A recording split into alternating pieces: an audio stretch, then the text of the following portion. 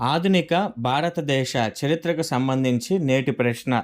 కలకత్తా చీకటి గది ఉదంతం 1756 జూన్ 20 నాటి బెంగాల్ నవాబు ఎవరు?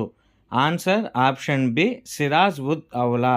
వివరణ చూసినట్లయితే సిరాజ్ ఉద్ దౌలా కలకత్తాలోని ఆంగ్లేయుల స్థావరం పోర్ట్ విలియం కోటపై 1756 జూన్ 20న దాడి చేసి 146 మంది ఆంగ్ల సైనికులను ఒక చిన్న చీకటి గదిలో బంధించాడు.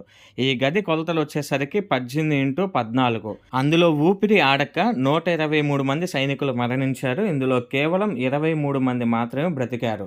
ఈ సంఘటనే ఆధునిక భారతదేశ చరిత్రలో కలకత్తా చీకటి గది ఉదంతం అని అంటాం.